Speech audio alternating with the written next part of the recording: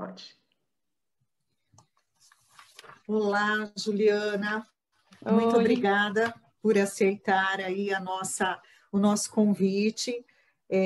Nós estamos aqui produzindo um trabalho no contexto do Círculo de Cultura, na disciplina de Psicologia Social, do curso de Psicologia da PUC de Poços de Caldas, né?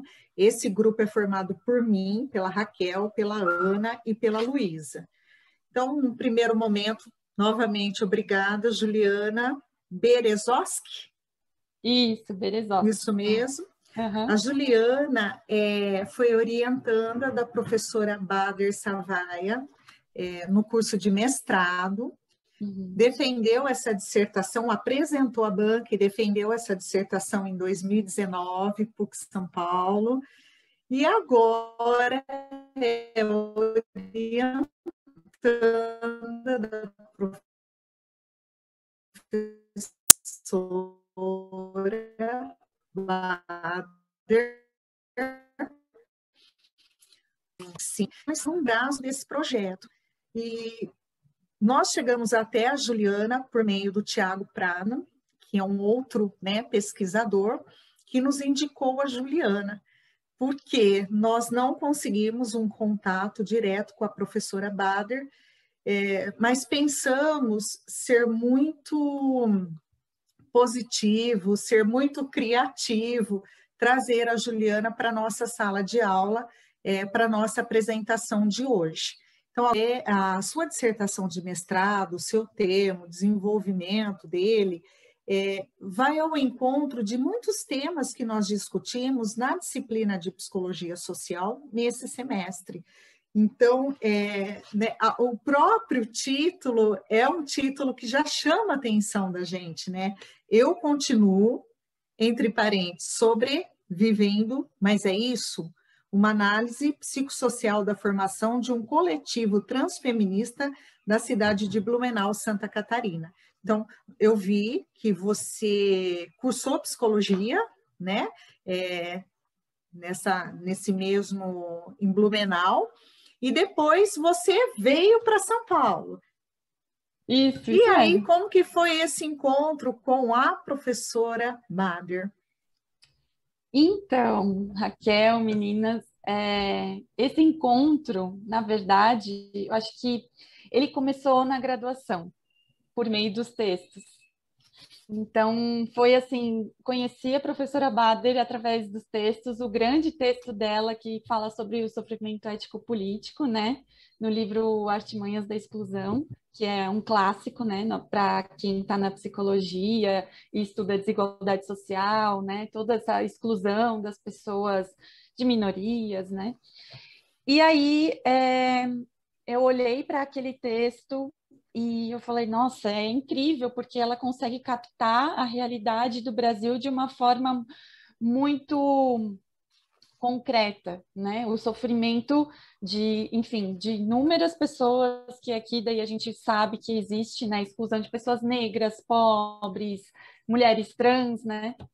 E aí, também sabendo que ela estudava o Spinoza e Vygotsky, foi um encanto, assim. Então, desde a graduação, descobri, e foi esse primeiro encontro, que foi pela leitura. Aí, passaram-se alguns anos, estava chegando no final da graduação, eu pensei, nossa, eu quero fazer mestrado e eu quero fazer com essa professora. Não tem, é a Bader que eu quero, né? Nem sabia se ela estava aceitando ainda, né? Orientandos, enfim. Mas eu conheci ela através da minha professora Lorena, na graduação lá em Blumenau, que foi uma das orientandas da professora Bader Savai alguns anos atrás.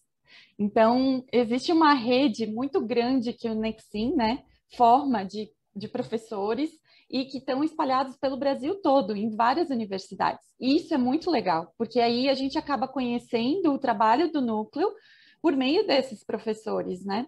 E foi assim que eu conheci, através da professora Lorena, de Fátima Prim, que foi a minha orientadora de TCC, inclusive lá em Blumenau, na FURB. Eu conheci as leituras tanto da professora Bader, como também um pouco de Spinoza, mas assim, muito, muito pouco, assim, né? Spinoza especificamente e um pouco de Vygotsky. E aí eu me encantei com essa leitura toda, tanto desses autores mais antigos como da professora Bader, e eu fiquei muito curiosa para entender como que ela estudava os afetos, porque na verdade é isso, né? A professora Bader estuda essa dinâmica da exclusão e inclusão por meio dos afetos, né? Como que isso afeta quem está sendo excluído na sociedade, né? E aí, né, você se refere à professora Bader como aquela que te aceitou como orientanda, que é isso que você falou para gente. Então, quando você coloca obrigada por me aceitar como orientanda, por me fazer compreender como se faz uma pesquisa e mostrar que a psicologia social, além de crítica, pode ser transformadora da realidade em que vivemos. E isso a gente percebe, né, sobre o que a gente conheceu dos teóricos que nos foram apresentados na disciplina, desde o Ciampa, né, da Lane, e aí vai, né? Olharam lá. Eu queria que você pudesse falar um pouquinho para a gente como é que funciona o Nexim. Ah, sim, o Nexim, nossa, Nexim é muito afeto, assim, Nexim, porque... fala Nexim, né? Nexim, aham. O Nexim é tipo, é o nosso núcleo de pesquisa. Antes da gente ter ele virtual, que é muito triste, a gente tinha ele sempre presencial e o encontro acontecia todas as quartas-feiras, acontece, né? Mas lá na PUC, com a professora Bader, e o que que a gente faz no Nexim, né?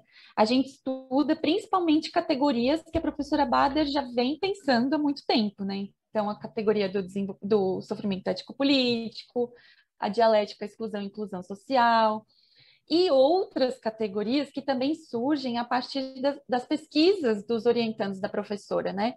Então, por exemplo, agora a gente está pensando muito sobre a questão do comum, da violência, né? Como o do corpo, como esse corpo dentro da pandemia ele está né, engendrado, como esse tempo, a temporalidade está passando para esse corpo que fica parado, mas que está em vários âmbitos, né, na tela, espaços virtuais. Então, a gente está pensando muito isso, assim. E como que essas categorias, elas também vão se desenvolvendo ao longo da história, né? Porque quando a professora Bader pensou no sofrimento ético-político, foi em uma outra década, né? Em um outro momento que a gente estava, e aí hoje a gente vai percebendo através dos estudos que os outros participantes orientandos fazem, que essa categoria ela dá para utilizar em vários âmbitos, em vários contextos, sabe? Então, e ela vai se amplificando de formas diferentes. Então, a gente vai tentando entender como que outros autores, até que não são os que a gente estuda mais diretamente, mas eles vão contribuindo para o desenvolvimento dessa categoria, principalmente do sofrimento ético-político, sabe? Então, por exemplo, né, Foucault também contribui, Achille Mbembe, Frantz Fanon, vários outros autores, né? Estou dando exemplos aqui porque existem muitos, né?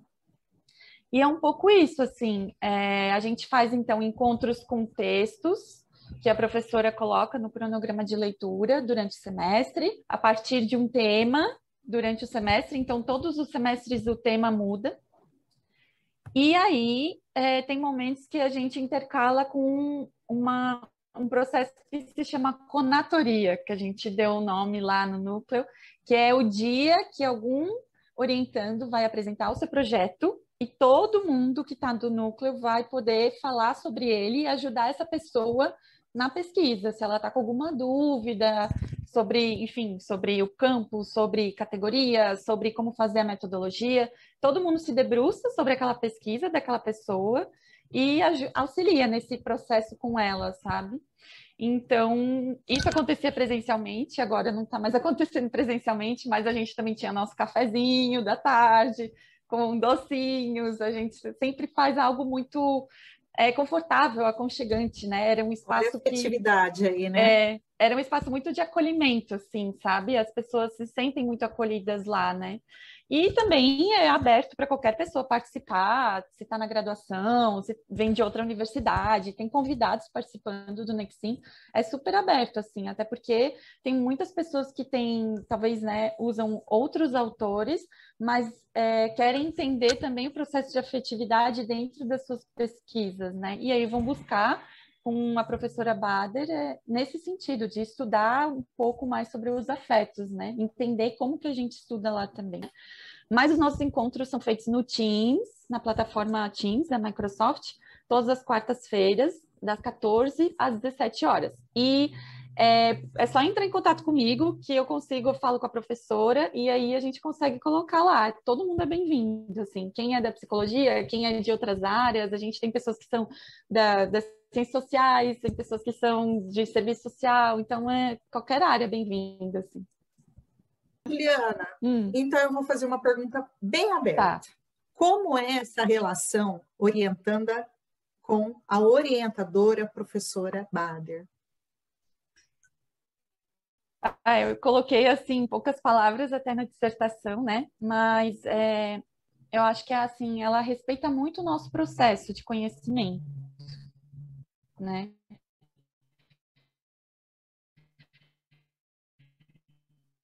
A primeira coisa que lá, às vezes, por exemplo, né, vou falar de mim, eu tinha receio de não saber, né, desse lugar de, poxa, será que eu estou fazendo certo? Será que eu estou pensando certo? Como que a gente está estudando essas categorias que a professora já estuda há tantos anos? Será que eu estou conseguindo compreender?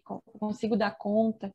É um processo, então não vai. Talvez na minha pesquisa de mestrado eu não consegui dar conta e ainda estou nesse processo, no doutorado também.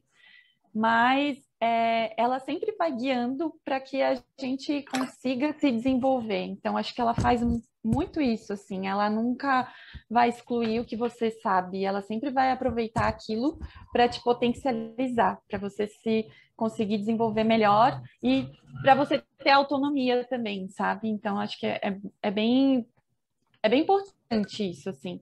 Ela não exclui nenhum saber, jamais, e ela sempre auxilia a gente no processo de compreender, de indicar outras leituras, de até ficar curiosa sobre o que a gente está pesquisando, né? Porque, é claro, ela sabe dos conceitos, mas tem várias pesquisas diferentes. Então, é um processo que não é assim só de a professora ensinar, mas a gente vai aprendendo lendo juntas também, sabe? Quando a gente lê os textos para as aulas, né, ou para o núcleo também, é um espaço muito aberto, muito democrático, no sentido de cada um colocar o que entendeu do texto, de cada um falar ou dar ideias sobre aquilo, né?